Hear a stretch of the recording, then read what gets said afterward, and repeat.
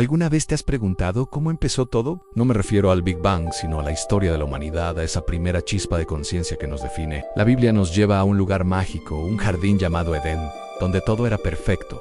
Imagina un mundo sin dolor, sin miedo, sin preocupaciones. Un lugar donde la relación entre el ser humano y su creador era directa, pura, cara a cara. Ahí es donde encontramos a Adán y Eva, los primeros seres humanos. Dios creó a Adán del polvo de la tierra y le sopló aliento de vida. Pero vio que Adán estaba solo y dijo, no es bueno que el hombre esté solo. Así que, de la costilla de Adán, creó a Eva, su compañera, su igual. Eran uno, en perfecta armonía consigo mismos, con la naturaleza y con Dios. Ellos paseaban con él en el fresco del día, en una comunión que hoy nos parece casi inimaginable. Ellos eran inocentes, desnudos, y no sentían vergüenza, porque en sus corazones no había malicia ni culpa. Este era el estado original, el plan perfecto. En el centro de este paraíso Dios colocó dos árboles especiales, el árbol de la vida, que otorgaba inmortalidad, y el árbol del conocimiento del bien y del mal en su mundo. Entonces Dios les dio a Adán y Eva dominio sobre toda la creación. Podían comer de todos los árboles del jardín, pero les dio una única y sencilla instrucción, un pacto.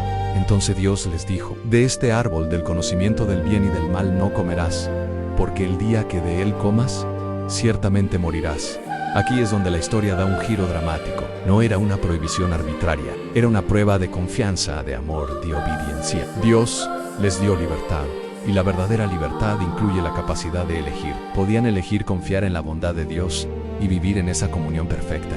O podían elegir desconfiar y buscar su propio camino, definir por sí mismos qué era bueno y qué era malo. Era una elección entre la dependencia amorosa y la independencia rebelde. Y entonces entra en escena la serpiente, descrita como la más astuta de todas las criaturas. Pero no era una simple serpiente parlante. La tradición la identifica con Satanás, un adversario, un mentiroso. Se acerca a Eva, no con una orden, sino con una pregunta sutil y venenosa. Con que Dios os ha dicho, no comáis de todo árbol del huerto, entonces aquí. Fíjate en la astucia. La serpiente distorsiona las palabras de Dios.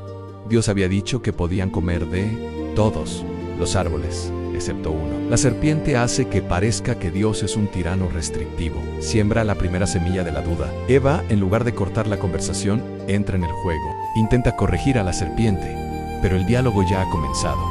La serpiente entonces lanza su ataque frontal. Primero, niega directamente la palabra de Dios, no moriréis. Segundo, ataca el carácter de Dios, acusándolo de tener malas intenciones. Sabe Dios que el día que comáis de él serán abiertos vuestros ojos, y seréis como Dios, sabiendo el bien y el mal. Esta es la tentación original, la misma que resuena a lo largo de toda la historia humana, la promesa de ser tu propio Dios, de no necesitar a nadie, de tener el control total. La promesa era atractiva, por lo que Eva miró el fruto. Lo miró fijamente y vio que era bueno para comer, y que era agradable a los ojos, y árbol codiciable para alcanzar la sabiduría. La tentación apeló a sus deseos físicos, estéticos e intelectuales. El deseo de autonomía, de ser más, la consumió, y en ese momento tomó la decisión que cambiaría el curso de la historia. Tomó el fruto, comió y le dio también a su marido, Adán, quien estaba con ella. Y él comió. Adán no fue engañado como Eva, según nos dice el Nuevo Testamento. Él tomó una decisión consciente. Eligió a su esposa por encima de su creador. Eligió la criatura en lugar del creador. En ese instante todo se rompió inmediatamente y sus ojos fueron abiertos. Pero no vieron lo que la serpiente prometió.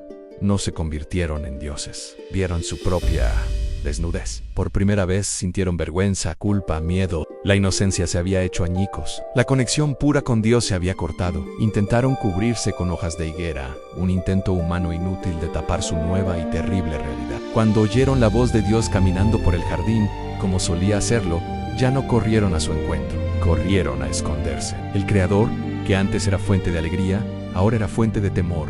La relación estaba rota. Dios los llama a Adán. ¿Dónde estás? No es que Dios no supiera dónde estaban. Era una llamada de un padre con el corazón roto, dándoles la oportunidad de confesar. Pero en lugar de arrepentimiento vemos un juego de culpas. Adán culpa a Eva, la mujer que me diste por compañera me dio del árbol y yo comí. Y, indirectamente, culpa a Dios a la mujer que tú me diste. Eva, a su vez, culpa a la serpiente. La serpiente me engañó y comí. Nadie asume la responsabilidad. El pecado no solo los separó de Dios, sino también el uno del otro.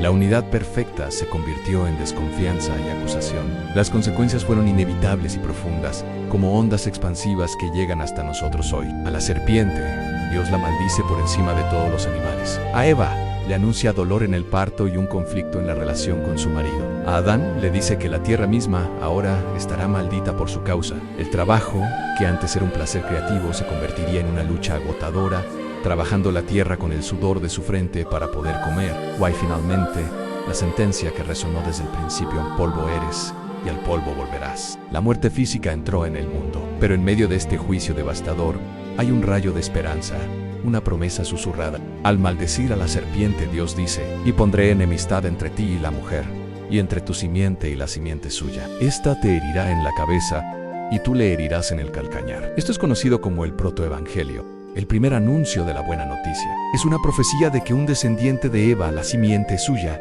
un día aplastaría la cabeza de la serpiente, derrotando al mal de una vez por todas, aunque en el proceso sería herido. Es la primera insinuación de un redentor que vendría a deshacer lo que se había hecho. Después de esto, Dios mismo les hace túnicas de pieles para vestirlos. Este es un acto de gracia y misericordia. Sus propias hojas de higuera eran insuficientes. Para que ellos fueran cubiertos, un animal inocente tuvo que morir. Es la primera vez que se derrama sangre, un presagio de los sacrificios que señalarían hacia el sacrificio definitivo de Cristo, el Cordero de Dios que quita el pecado del mundo. Y al final, Adán y Eva son expulsados del jardín del Edén. Dios pone querubines y una espada de fuego al este del jardín para guardar el camino al árbol de la vida. Si hubieran comido de él en su estado de pecado, habrían vivido para siempre en esa separación, en esa miseria. Esta expulsión, aunque dolorosa, fue también un acto de misericordia. El exilio había comenzado. La historia de Adán y Eva no es solo un cuento antiguo, es nuestra historia. Todos hemos sentido la tentación de ser nuestros propios dioses, de dudar de la bondad de Dios, de elegir nuestro camino en lugar del suyo. Todos hemos experimentado la vergüenza, la culpa y el miedo que vienen con el pecado. Aunque todos vivamos al este del Edén, en un mundo roto, anhelando ese paraíso perdido, esa comunión perfecta. Pero la historia no termina en el exilio, termina con la promesa de un Salvador. El Edén perdido nos señala la necesidad desesperada de un Redentor, alguien que pueda construir un puente sobre el abismo que nosotros creamos, alguien que pueda aplastar la cabeza de la serpiente y guiarnos de vuelta a casa, a una comunión restaurada con nuestro Creador. Y esa es la historia que el resto de la Biblia se dedica a contar. Gracias por acompañarme en este viaje al principio de todo. Si esta historia te ha hecho reflexionar, déjame un comentario. No olvides suscribirte para que podamos seguir explorando juntos estas narrativas profundas que han moldeado nuestro mundo. Nos vemos en el próximo video.